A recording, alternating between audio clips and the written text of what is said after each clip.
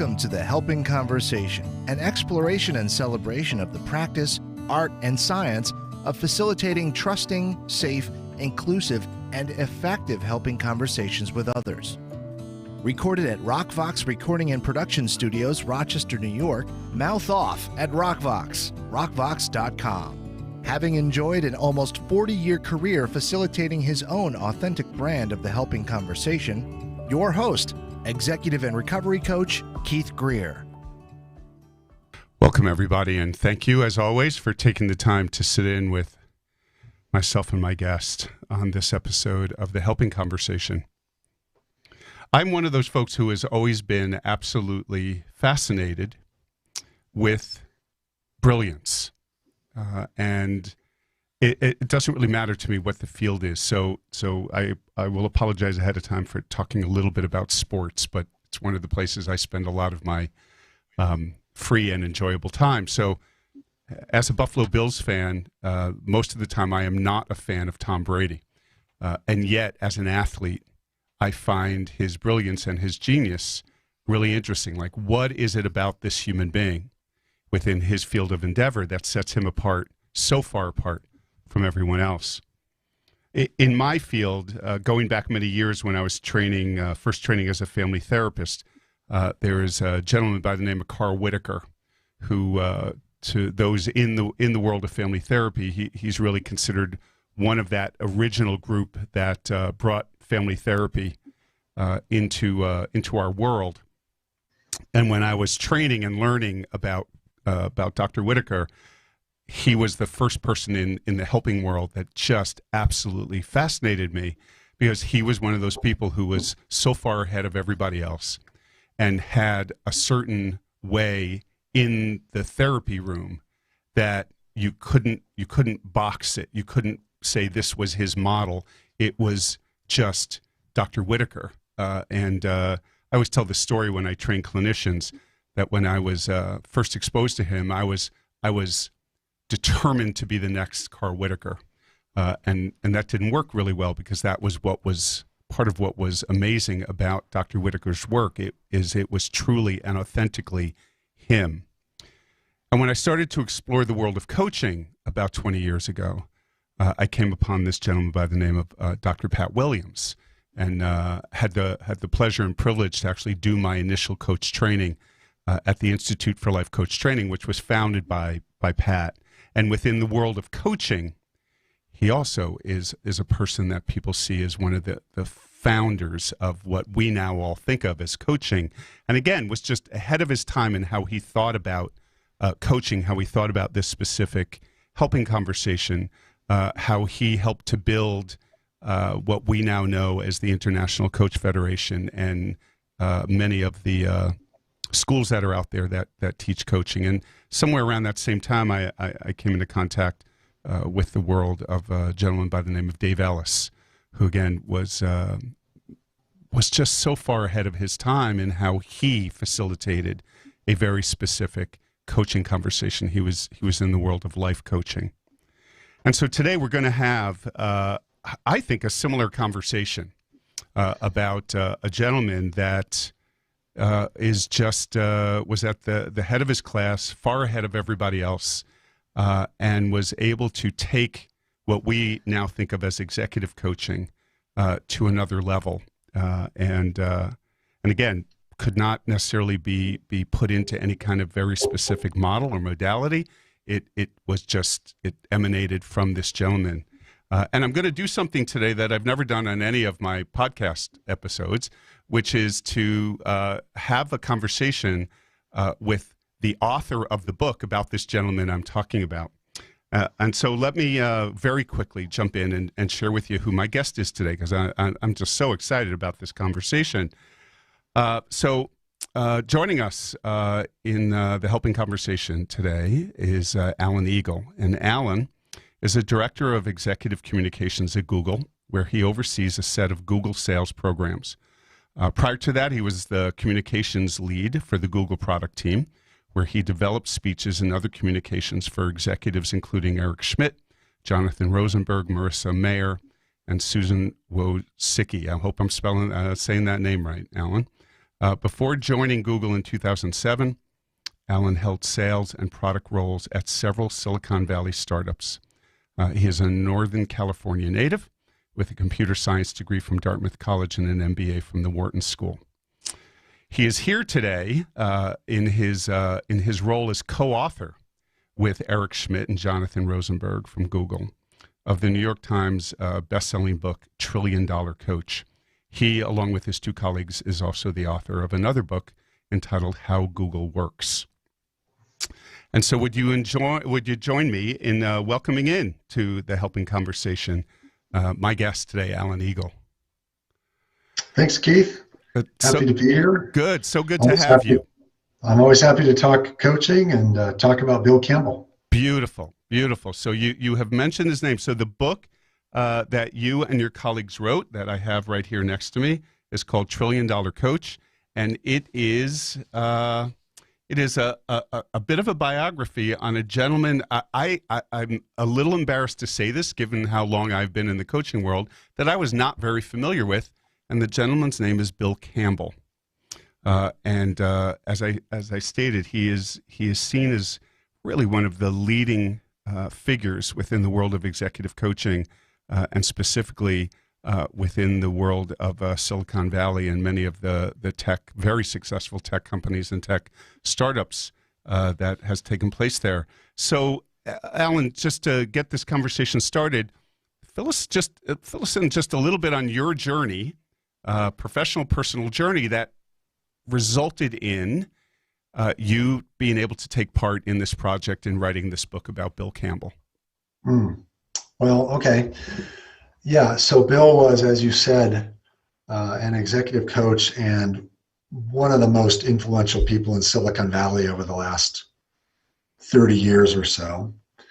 Unfortunately, Bill passed away in 2016, which actually inspired us to write the book, because we wanted to make sure that the things that Bill did and the way he practiced coaching and management, we wanted to make sure we captured those and codified them in such a way that other people could use them and access them, which is why we came to write the book. As to my story, I grew up here in Northern California in the Palo Alto area. And so I've always been around the technology business. And after I got out of business school, I worked for a variety of startups, some successful, some not. And I did some sales and some business development, sort of a variety of tasks. And I landed at Google 14 years ago. And I was hired at Google by a friend of mine, Jonathan Rosenberg. And although my jobs through my career had been product development, product management, sales, he said what he really needed was someone who could do communications. And that Eric Schmidt's speechwriter had just left the company, and Eric needed a new speechwriter. And so the guy who was the head of communications didn't want to hire me because guess what? I didn't have any communications background. So he probably was actually being quite smart about that. Jonathan hired me anyway, and we kind of figured it out. And I ended up developing speeches for Eric and Jonathan. You also mentioned Marissa Mayer, who was one of our executives at the time. Susan Wojcicki, who's currently the CEO of YouTube. Okay. So a few other people. And that job was, as any person who does communications will tell you, communications, the writing is actually the last thing you do. Before that, you're gathering information, you're working with people, you're interviewing people to make sure that we're all aligned on whatever we're going to say. And when you're writing a speech for the CEO of the company, it's actually really important that everybody in the company is aligned on what the CEO is going to say. So a lot of that it's a different type of sales job, but it's similar to a sales job. Anyway, I did that role. Coming out of that role, we decided at some point to codify all the stuff we had learned through 10 years of Eric and Jonathan's reign as executives at Google. And we wrote a book called How Google Works. And we published that in 2014. And that really kind of captured the management ethos of the company for the first 10 or 15 years of its life. So when Bill passed away and we had already published one book, we started to talk about what could we do as a tribute to Bill. And Eric came to us and said, we should write an article. And so we started on down that path, and we realized there was more than an article here. There really was. We felt there was something important to say about how Bill had worked, so we decided to write a book. Yeah, beautiful. So for those that are not familiar with Bill Campbell, fill us in a little bit on who he was and where this title that you came up with, $1 Trillion Coach, came from. Well, yeah, I'll give you a brief bio. And really, only the first chapter of the book really talks about Bill's life, and then the rest of it is more about his principles. But he grew up in Western Pennsylvania, not too far from Pittsburgh, went to college at Columbia University in New York in the early 60s. And while he was obviously a good student, he was a football player. And I think he was like 5'10", 165 pounds. He played middle linebacker, and he played on the offensive line. So he was tough. Yeah. Football was a little different back then. Columbia has only won one Ivy League championship. They play in the Ivy League, and that was Bill's senior year when he was co-captain of the team. So he was co-captain of the only Ivy League champions. He went on to get a master's degree, and then after that, he started a career as a football coach. First, he was an assistant coach at Boston College, and then in I think it was about 1974 or so, he came back to his alma mater, Columbia, to be head coach. Even though the school did not have a tradition of winning football, he wanted to try to turn that around. And so he was head football coach at Columbia for several years. And unfortunately, he was not successful. The team did not do well. So he finally, after the 1979 season, he resigned. And he was 39 years old, and he was now an ex-football coach, and he decided to go into business. So imagine you're 39 years old, and all you know is football. Right. You go into business? Really? But okay. He had made some connections through the football program. He ended up getting a job at initially at an advertising agency, J. Walter Thompson. His first client was Kodak. They were so impressed they hired him. Mm-hmm. So Kodak, and he pretty quickly rose through the ranks at Kodak. And he met a guy named John Scully somewhere along the way while he was at Kodak. And some of you who know the history of technology in Silicon Valley, that name may resonate. John Scully was hired out of PepsiCo to become the CEO at Apple, to succeed Steve Jobs as the CEO at Apple. Did not turn out very well, but in the early 80s, it was going great. And John Scully hired Bill to come west and take on a sales role at Apple. So a few years out of being a football coach at Columbia, he comes to run a sales group at Apple here in Silicon Valley, here in Cupertino.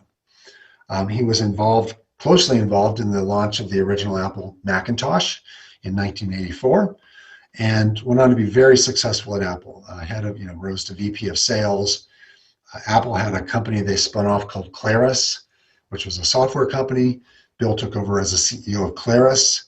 He then left Claris and became a CEO of a startup named Go, which was the subject of a very well-known book in the late 90s called Startup. So Bill was a character in that book too. As Bill likes to say, Go didn't go, it failed. And he went from there to become the CEO of Intuit and chairman of the board of Intuit. So from a failed football coach in 1980 to by 1999, the CEO of Intuit and the chairman of Intuit. Yeah. And well-known and well-respected in the Valley. Yeah. So that was phase two of his career, was a rapid rise through the ranks here in Silicon Valley in 20 years to go from nothing to a CEO of one of the most respected companies in the Valley. Then phase three of his career began, where he just started coaching. Now, Steve Jobs, Steve and Bill knew each other and became close when Bill worked at Apple. Steve stepped down as CEO of Apple in, I think he was deposed in 1985. He returned in 1997 when Apple bought his company called Next. Right. And he dissolved the entire board. And the first board member he brought back, or the first new board member he hired on, was Bill Campbell in 1997. Now, people think of today as Apple as this colossus, and it is. In 1997, Apple was about 3 months away from going bankrupt. People may remember that Steve Jobs famously brokered a deal with Bill Gates for Microsoft to loan Apple money to stay in business. Right. Like literally, they needed a lifeline from Bill Gates and Microsoft to stay in business. So Bill was involved in that. But around 2000, he stepped down as CEO of Intuit and just started coaching around the Valley. So he was coaching Steve Jobs as a board member at Apple. And he and Steve and some of the other core members of the team grew Apple into, what is it worth today? $1.5 trillion, right. $2 trillion from nearly bankrupt. He started working as a coach in residence.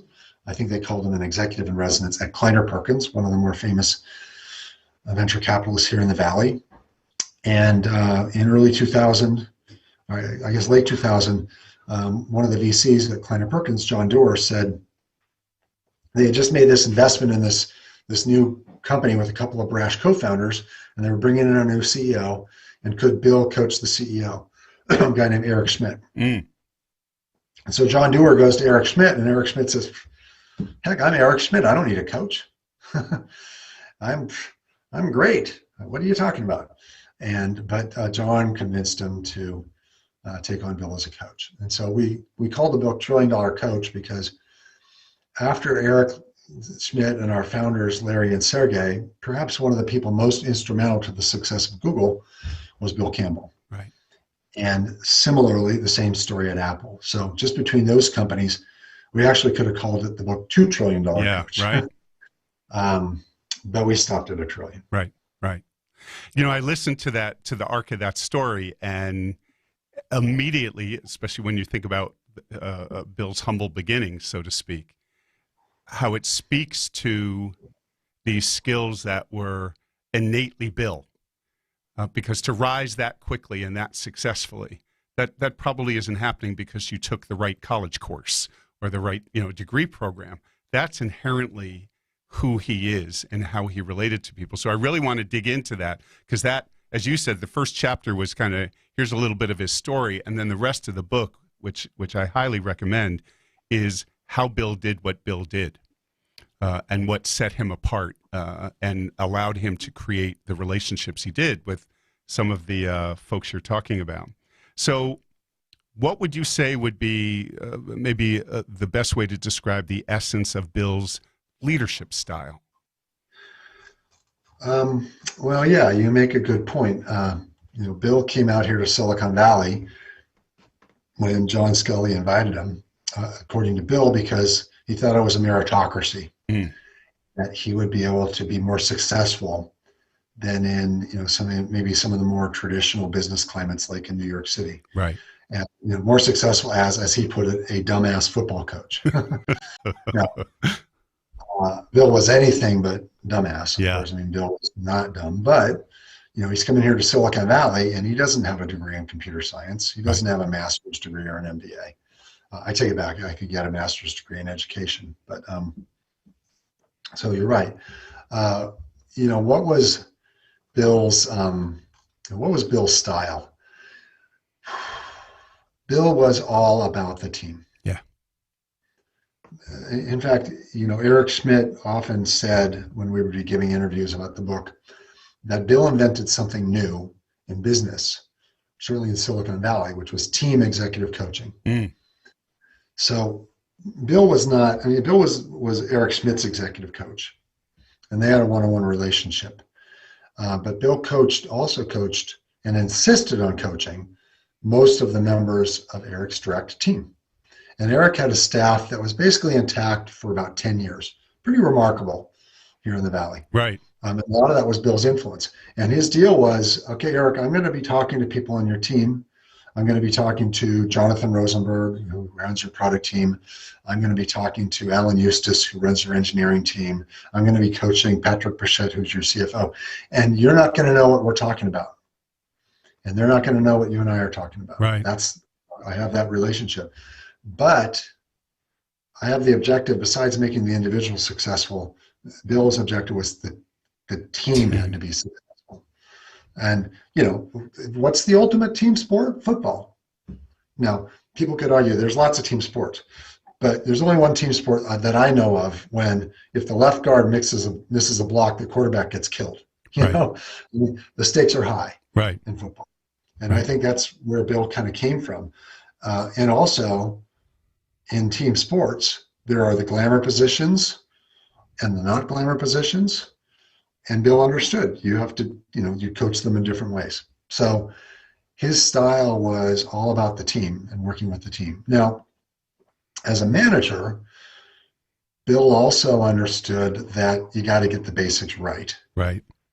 So I don't want to give the impression that Bill was just all camaraderie and coaching and everything.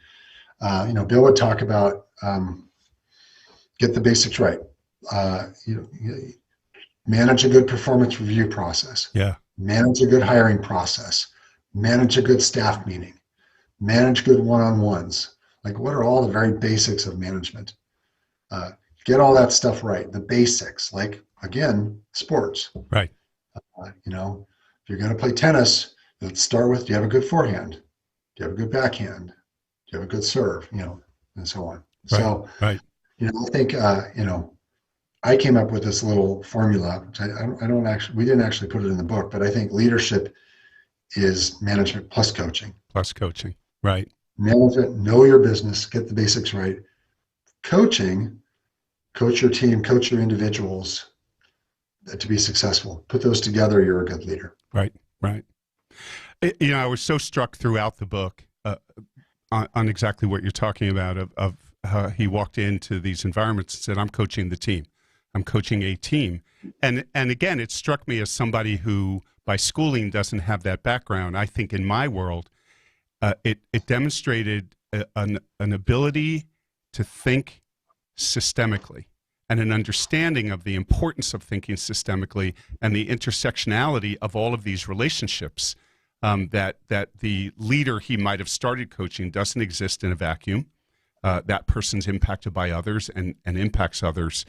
But the other thing I wrote down a quote here is that when he talked about the kinds of people he wanted to coach, that he would look for people who were excited about the success of others, which so speaks to that group perspective, right? That if we're in the room together, everybody has to be invested in not only their own success, but the success of their colleagues.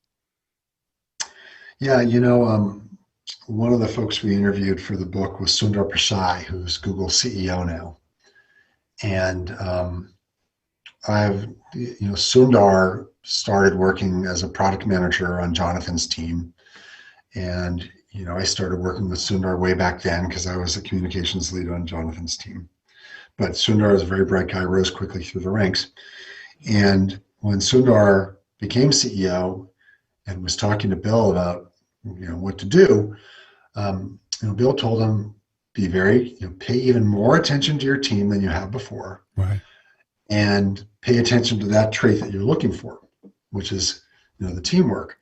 And, Sundar said something very interesting, which was, you just you can observe when people are truly excited for other members of the team. Oh, no question. And, just look around the room. How much are they cheering? How excited are they for someone else's success? Yeah. What are they doing to contribute to that success? In an interview, people are, anyone's going to say in an interview, gosh, I'm a team player, it's really hard to assess something like that in a 45-minute interview. Yeah. But that was something that really kind of surprised me that Sundar said. They pay even more attention to the people who are more excited by other success. Right. Coming from the CEO of my company, I thought that was pretty interesting. Right. What strikes me about that also is if you're looking around the room and you feel like you are seeing people authentically invested in the success of others, there's probably a pretty good, probably pretty safe bet that everybody is listening very deeply to each other, which is another way of being that really needs to be in the room. That I'm not in the room just trying to get my point across, but that I'm investing an equal amount of time, if not more, in, as I always say when I coach with some folks, can you set a goal of when you walk in the room, of walking out of the room, having a full understanding of the perspectives of the other people in the room, which requires me to quiet that voice that I want to share my part and truly listen to everybody else so that I can celebrate the success of others.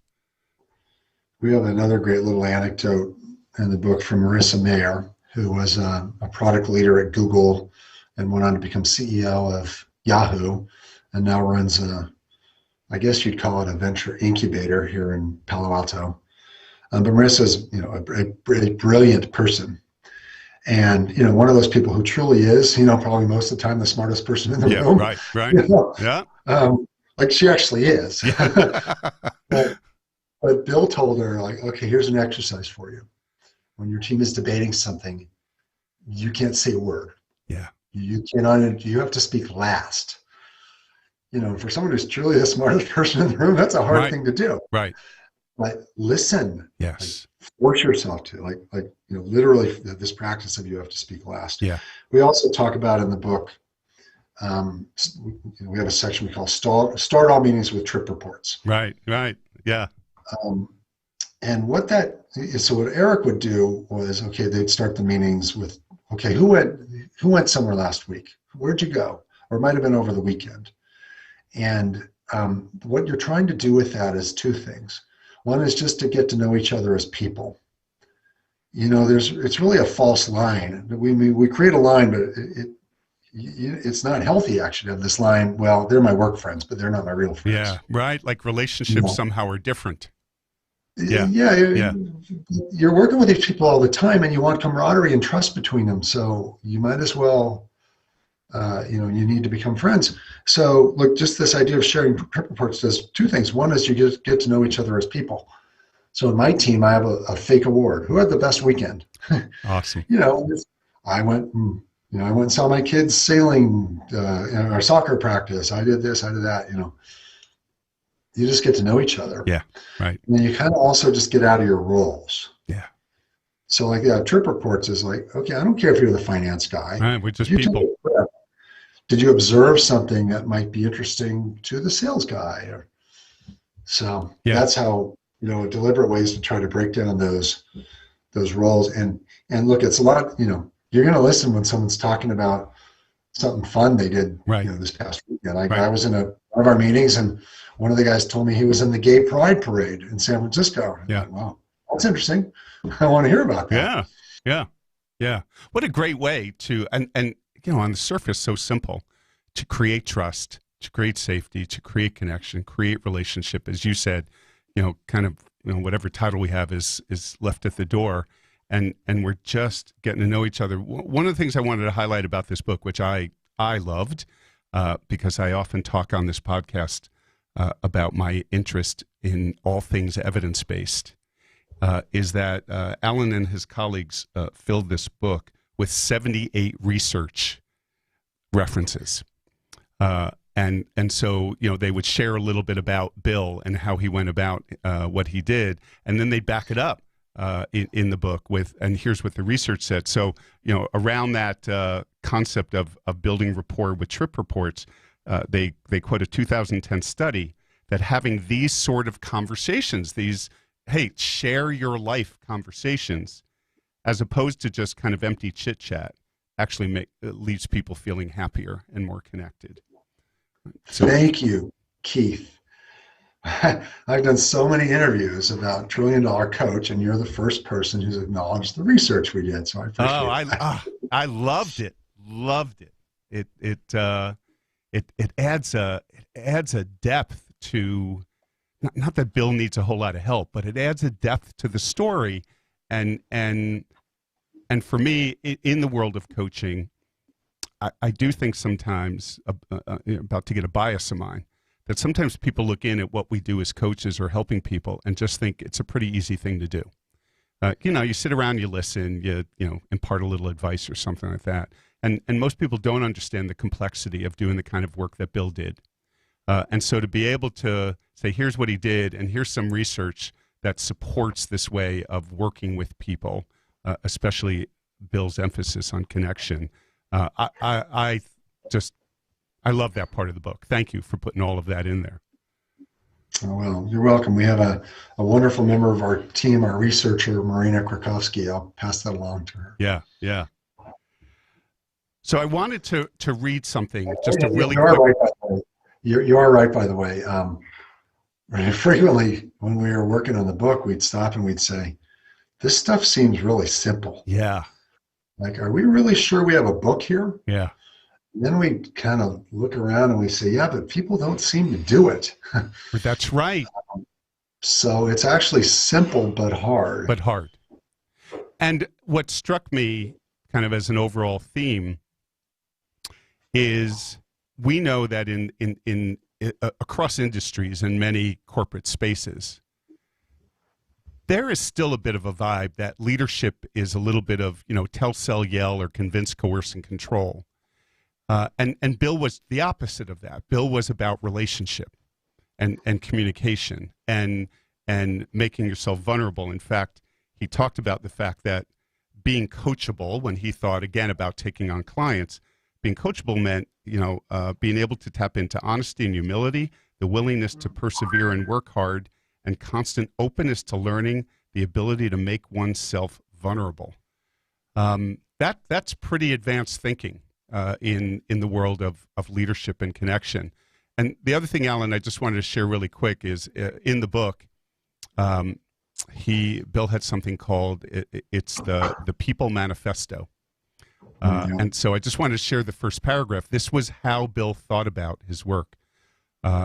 People are the foundation of any company's success. The primary job of each manager is to help people be more effective in their job and to grow and develop. We have great people who want to do well, are capable of doing great things, and come to work fired up to do them. Great people flourish in an environment that liberates and amplifies that energy. Managers create this environment through support, respect, and trust. Yeah, isn't that great? Yeah, yeah, like should be on the wall of well, actually, it is on the wall at Intuit. Is it? Yeah, they developed that at Intuit, and it is on the wall there. Yeah. Yeah, awesome. So you mentioned this a little bit earlier. I'm ruminating on that, but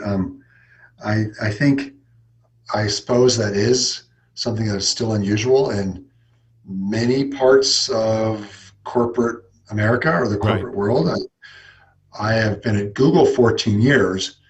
Google is a very collegial, people-centric place. Yeah. But I think in the past several years, we've made a real conscious and deliberate endeavor to be even more like that. Beautiful. People talk a lot about creating a safe space.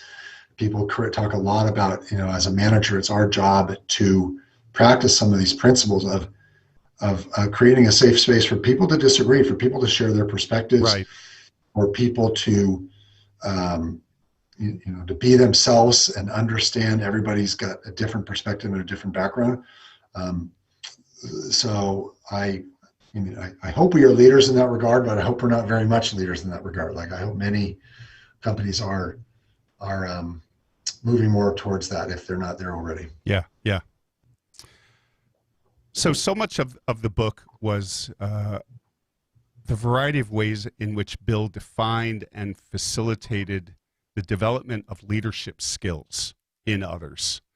Can you talk maybe just a little bit more about that, of some of the lessons that really stood out for you in how Bill would walk into a room and teach and mentor people in how to lead other folks?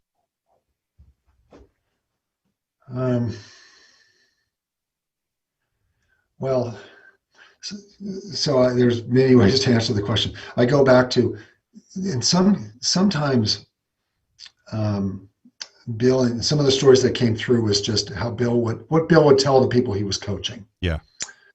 One example was a guy, Shishir Malhotra, who was an engineer at Google, went on to do, co-found a company or a couple of companies.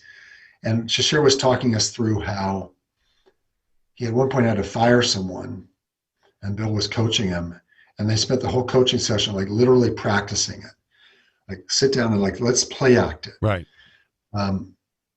Because it was it's a management detail, I guess Bill felt was super important to get right. And, they talked all about how do you fire someone? First of all, if it's a surprise, you've already failed. But, fire someone with dignity. Fire, like some of the, so you asked, how does he teach people? In this case, it was getting down into a detailed thing and working through it with the person and giving the person a chance to practice it and think through it and talk through it. Right. So really at a very practical level. There was another story we tell, a person who Bill coached, Dan Rosenzweig, who was the CEO of a company called Chegg. And somehow Bill sensed that Dan wasn't 100% committed to the job. And so in that case, he got Dan on the phone and kind of kicked him in the butt and said, leaders lead. It's easy to lead when times are bad. And look, this is a total cliche, right? But it was real at the moment. Like, leaders lead, Dan. Times suck. Now it's time for you to step up and lead, not to be having second doubts. So, I think these stories are stories about someone who was not so much coaching in the executive coaching sense of finding the answer within you, right? But getting down there on the field with them and helping them out with some issues and helping them talk through it. So some of it was just that, that pragmatic approach. Yeah.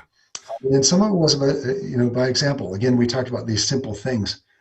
Look, one of my favorite stories in the book, and my favorite story, I remember talking to him and hearing this story, was a VP at Google named Clay Bavor. And he was presenting, at the time he wasn't a VP, but he was presenting a new product to the Google board. And he showed a few things, and he heard this clap. Like, whoa, what was that? And it was Bill in the back of the boardroom standing up and cheering. And we heard the same thing from, I can't remember one of the guys at Apple we talked to, not Eddie Q, but one of the other Apple executives we talked to. No, I'm sorry. It was Bob Iger. That's right. Bob Iger telling us the story. Bob Iger, former CEO of Disney, was on the Apple board, and he said Bill would do the same thing in the Apple board meetings when some product manager would come in for some new product. Stand up and cheer. Right. And the effect of cheering, like demonstrative, not just saying like, oh, that's a good job, but cheering. Yeah. It lifts the whole room. Right. It lifts the whole room. So Clay on his team, he's now runs some big team at Google, and they have something called the Bill Campbell clap. If he does something good, they get a Bill Campbell clap. Yeah. It's like, it's not a golf clap. It's a big clap. It's big. It's big. Yeah. What strikes me about that, as I was reading that, I have a bit of a background in this modality called conversational intelligence, which is built on a foundation of some of the latest thinking in the neuroscience world about how we perceive trust and safety with each other, how quickly our brain perceives friend or foe, and that there are certain ways of interacting with each other that produce this neurochemical called oxytocin, which is that neurochemical that causes people to feel connected and trusting. And all these kinds of activities we know, while maybe historically foreign to the boardroom, in the world of human interaction, produce that neurochemical. And so the result is very real, very measurable, of the level of trust and safety and sense of inclusion in the room when we allow ourselves to engage in activities like that with each other. Yeah, that's interesting. Yeah, and you can bring it up just by the simple act of clapping or cheering, like whistling. Yes. Bill kisses. You're like, good job. Right. Like, yeah. Who does that? But why not? Right. And here's another interesting thing is, okay, so I'm like this middle manager at Google. Right. And I'm interviewing these people like Bob Iger, or these Google executives. And what became apparent to me as just some little middle manager is that this stuff becomes more important at higher levels in the company. Yeah. Where the egos are more fragile, the stakes are higher, the pressure is fierce. The work that Bill did in shaping a team and keeping them together as a community, and that's what it was about. Like creating a team that's a community is more important higher in a company. Right. So our thesis is, look, if you want to have a successful, high-performing company, you need a good team at the top, and that team needs a coach. Yes. Yeah. You mentioned something a moment ago that I found myself thinking about throughout the book as someone whose coaching training, falls within that perspective that coaches are there not to give answers, but to foster the process of people discovering their own. Because as you just said a few moments ago, while Bill did that, Bill also at times would say, here's what needs to happen. And it struck me once again that even the ability to do that and to do it successfully and to do it in a way where people listened required such a level of trust in this man. Because he's not speaking to a bunch of wallflowers here, when he's chatting with some of these high-powered CEOs. So I wanted you to share really quickly this story from when Google went public in 2004. Campbell recommended that Eric Schmidt step aside as chairman and remain as CEO. That's a pretty ballsy thing to say to the head of Google at the time. What was Bill thinking in that moment in speaking that level of truth to Eric?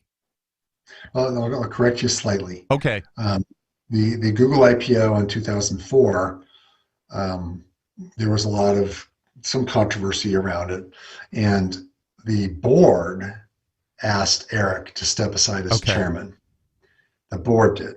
Okay. And Bill was not on the board of directors. Bill was just an advisor. So the board asked Eric to step aside, and Eric's ego was hurt. Sure. Now, this is all about ego. His ego was hurt. He was still CEO, but he basically said, screw this. I vested some stock. I'm going to make a lot of money. I don't need this. I'm going to step down, which, as Eric says, would have been one of the biggest mistakes ever made by a person in the history of mankind. But his feelings were hurt, and this is what I mean.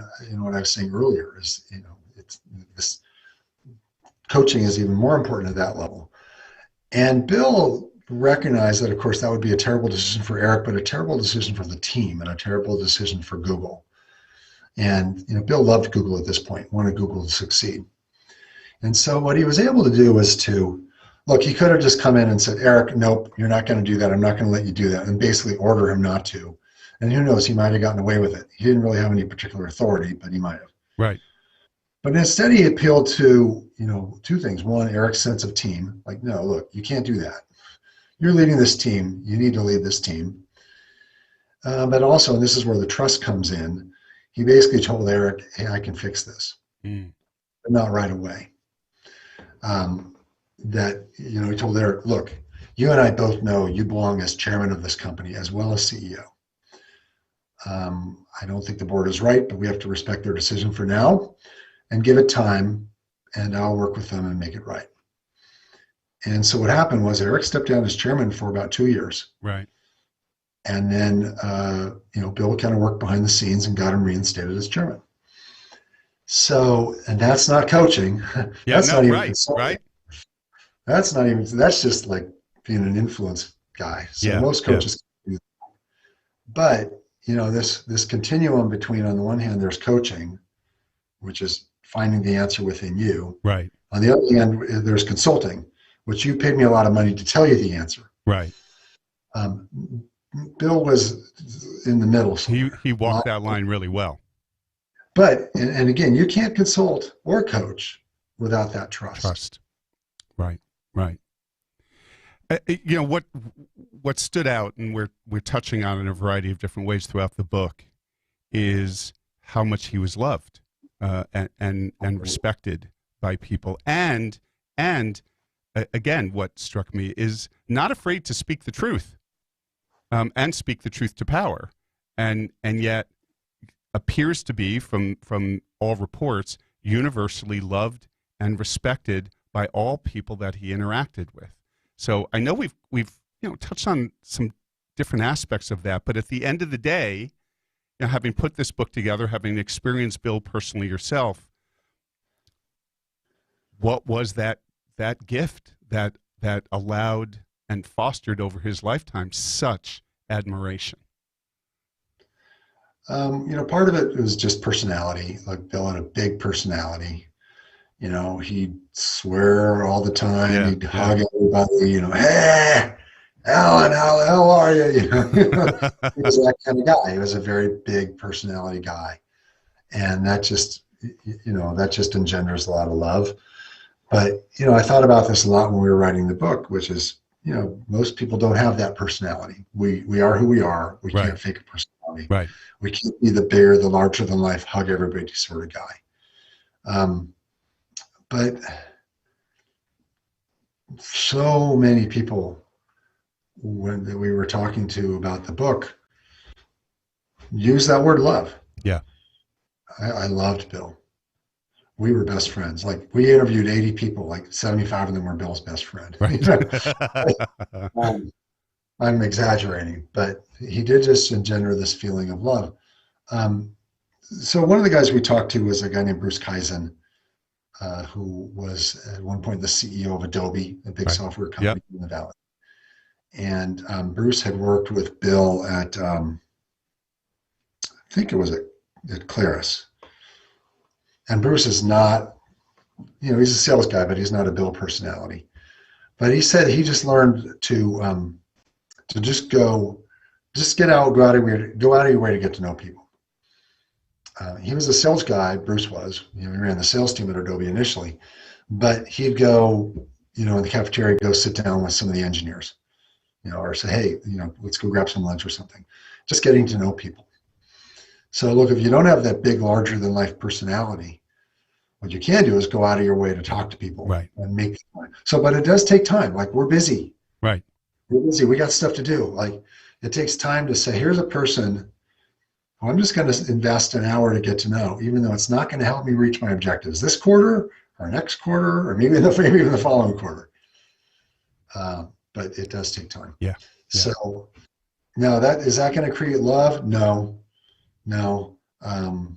But that'll start to create trust. Yes. Right. I have a quote from the book. Bill didn't separate the human and working selves. He just treated everyone as a person, professional, personal, family, emotions, all the components wrapped up in one. And if you were one of his people, he cared about you fiercely and genuinely. Bill was a coach of teams and a lover of people.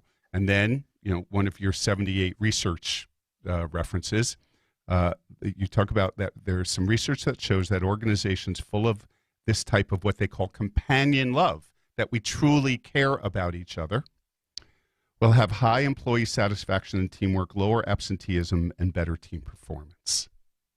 Yeah. And I think, like, most people are capable of that sort of love, even if they don't have the big personality. Right.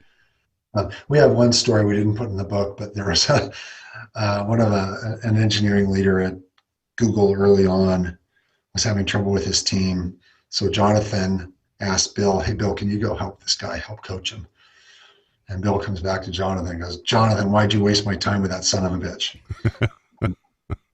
And Jonathan's like, what are you talking about? And Bill says, well, heck, Jonathan, to care about people, you have to actually care about people. And apparently this one guy just couldn't muster up the empathy for people on his team.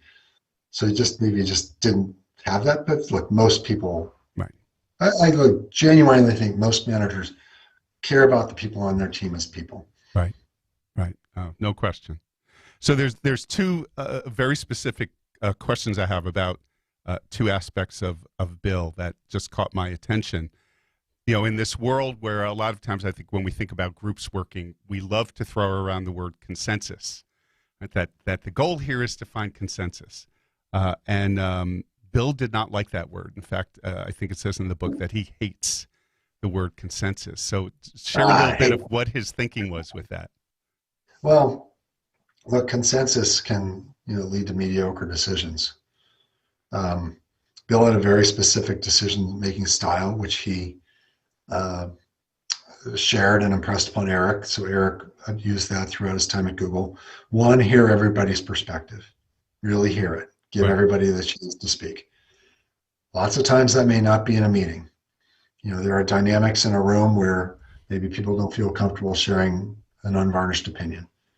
So, recognize that on your team. Give everybody the chance to speak. Two, set a timeline and make a decision. Look, oftentimes there's several right decisions. There's no way to know when you have the perfect decision. It's not math or logic where there's a right and a wrong. Right. Right. There's oftentimes many correct approaches.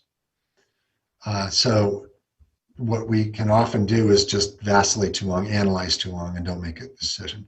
So look, the manager, there's a few things a leader can do, and one of them is dictate a timeline. We had a fascinating story. I thought it was fascinating in our first book, How Google Works.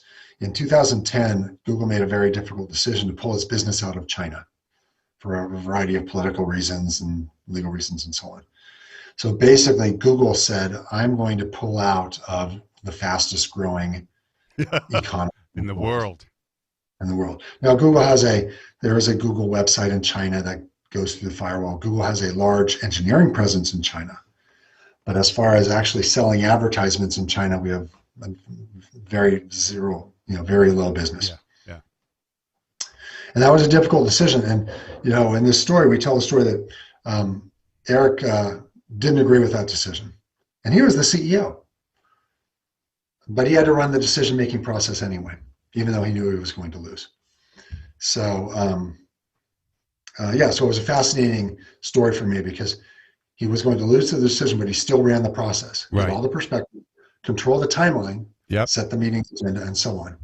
Right. And then the third one, set the timeline. Break the tie. If the group hasn't come to a decision, break the tie, make the decision. And then third, it's what you might call the disagree and commit phase. Right. Consensus means everyone agrees on the decision, but a good decision, a lot of people may not agree. Yeah. You've still got to say, okay, I don't agree with that decision, but I'm going to do everything possible to make it successful. Right. Whereas, Eric used to work, he was CEO of a company called Novell before he came to Google, and he called it the Novell nod, where you'd be sitting around the executive room, the boardroom, and everyone's doing this. Yeah. And then you go, Eric, what's the nod mean? The nod means I'm agreeing with your decision right now, and then I'm going to do everything in my power to sabotage it. Later. Right. Yeah. Yeah. Love that. It was a really interesting take on consensus. And the other piece I love that you talked about in the book, is that Bill obviously worked with some pretty high-powered folks, business mavericks. And there's the quote that innovation is where the crazy people have stature.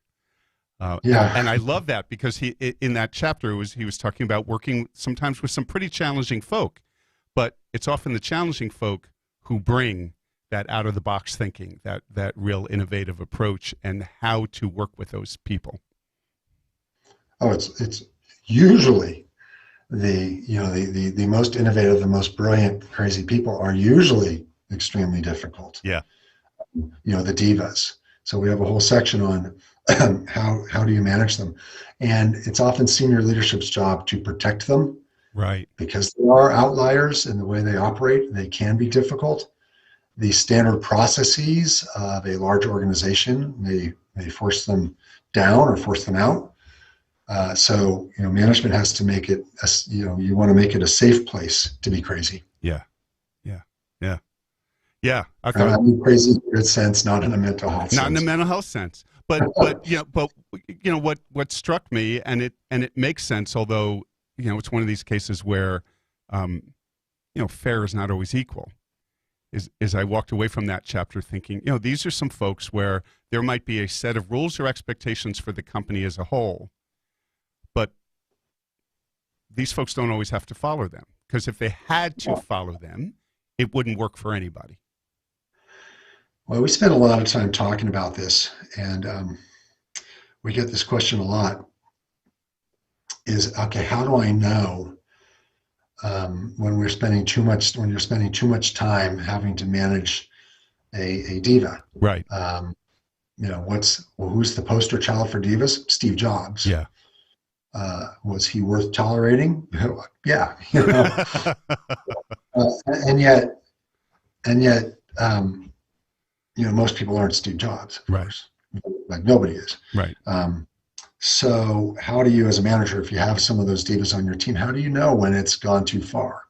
Because you're right, different rules for different people, but some rules are absolute. You can't lie, you can't cheat, you can't harass.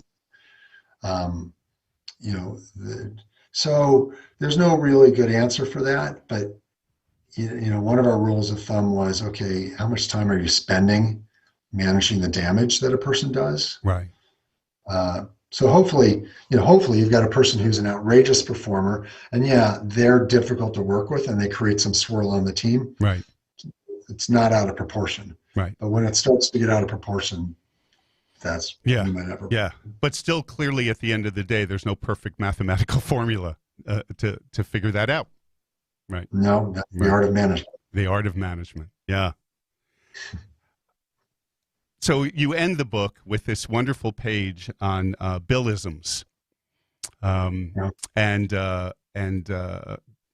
I'm curious because I know what mine is. What your favorite Billism is? Oh gosh, I don't have the book in front of me, and I can't remember. Here, hang on, I've got it. The actual phrases. So I will read some of those. So these are the top 10. It's page 159.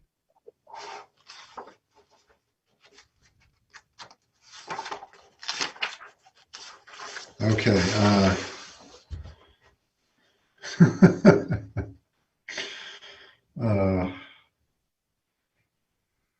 Well, I've got to say it would be number 2. Yeah, well, that's mine too. Right. Don't F it up. Don't F it up. Because, that was often his parting words from any coaching session. All right, go do it now. Now don't F it up. Yeah. Yeah. I love You've Got Hands Like Feet. That's awesome. My wife would love You're As Dumb As a Post. That's one of her favorites in her world. But yeah, the F word is one of my favorite words. So my eyes immediately went to number 2. Yeah, you can almost imagine there's a bar here in Palo Alto. If any of your listeners are ever in Palo Alto, there's a bar called The Old Pro. Mm-hmm. Palo Alto, and Bill was an investor and part-time owner of the bar, because he just liked going there so much. And there's still a corner in the bar when we're all allowed to go back into the bar, where every Friday afternoon Bill would just have people gather. And kind of one of the rules was no networking, no business. We're just here to, to shoot the breeze and have a good time. And I'm sure that's when a lot of those Billisms, you would have heard them. So as we get ready to wrap this up, I have a question for you separate from the topic of Bill Campbell. And I ask this because it's always something that fascinates me, because every now and then I think about this and it never goes beyond a thought. And that is, what does it take to write a book? Mm-hmm. Well, there's plenty of writing courses and tips. What works for you that has allowed you to, with your colleagues, publish 2 best-selling books? Well, I think when I have a knack to find a narrative, we worked a lot on both books. Like, it goes back to what I learned in high school English. Like, what's your thesis? Right. And then how are you going to back it up? A nonprofit book has to have a thesis. And there's a paragraph in this book that has our thesis, and it took us a long time to get to that. Yeah. And there's a paragraph in our other book. There's a whole big book, but it boils down to one paragraph. We believe this. Right. This and this, and this is why it's important. So I think it really helps to have a thesis. A trick we did with both books is, typically when you outline something, you'll say chapter 1, section 1, subchapter 1, so on. You'll write an outline in the flow of the book. Right. We wrote an outline that we called our big ideas documents. And actually we published both of them. So if you go How Google Works, Big Ideas, or $1 Trillion Coach, Big Ideas, I think we published them. But we started with that. Like, imagine if you're building a body, you need a skeleton. And the skeleton is, okay, what are your core insights? What is the most interesting thing you're saying? Right. So start with that. Yeah. Yeah. In a fiction book, they call it, oh shoot, my wife's an English teacher. She'd be mad I wouldn't remember this. In a fiction book, there's a basic a structure for people to do this, and we call it just the big ideas. Right. So to start with a book, start with the stuff you really know that you really believe in as being interesting. Right. Right. And then the other thing is to write. You got to write. Like, I was doing my day job while I was writing this book, so I'd block out a Friday afternoon. And it doesn't matter if you're writing sucks, you're not feeling it, you got to do it. Right. You can always fix it later, but get it out of here and into here. Onto the page. Yeah. Yeah. Well, Alan, I so thoroughly enjoyed the book. It, again, as I stated when I started the episode today, I am fascinated with genius. I am fascinated with people who do something so far ahead of everybody else. It taught me a lot about my own coaching, really has me doing some really serious thinking about how I do what I do, especially when I have opportunities to work with teams. Thank you so much for writing this book, and thank you to your colleagues, Eric and Jonathan. If anyone out there is in the coaching world, the helping world, the corporate world, $1 Trillion Coach, please go and check it out. It is just a highly worthwhile read. Thank you, Keith. And of course, we'd love people to check out the book. But if you don't have the time, we also developed a slide share. If you do $1 Trillion Coach slide share, just use your favorite search engine to search for that. And it distills kind of the core principles into a slide deck of about 30 slides. Oh, that's awesome. All right. I will make sure whatever platform you are listening to this podcast on, please check out the show notes, and I will make sure that URL is in the show notes. I'm assuming in that Amazon, any other places where people can find the book? Absolutely, you bet. Okay, so please go and find it and check it out. Alan Eagle, thank you so much for making the time to be with us today. It was a fabulous conversation, wonderful book, and I hope that you and I stay in touch. I've really enjoyed this. My pleasure, Keith. It was good to talk to you, and hope everybody found something useful today. Yeah, great. Thanks so much. That was awesome. Again, please go check out the book. If you are anywhere in the universe of coaching, thinking about maybe moving into coaching, please put this at the top of your list of books to read. This Bill was a groundbreaker, and as Alan said, he did this amazing job of walking that line between what many of us think of as true, traditional, authentic coaching and consultation, and did it in a way that clearly engendered such a level of trust and love for him. Thanks for making the time to be with us today. And I hope you come back for our next episode as we continue to shine a light on the skill and talent of those individuals like Bill Campbell and Alan Eagle that invite another into that compassionate, complex, and intimate space called the helping conversation. Have a great day, everybody. We thank you for sitting in on our discussion today on just one unique version of the Helping Conversation. We would love to hear your thoughts on today's podcast, so we sincerely invite you to follow, rate, and most importantly, review our episodes. For more information on Keith Greer and this podcast, log on to keithgreercoaching.com. Please join us for our next episode as we continue the exploration and celebration of the practice, art, and science of the helping conversation.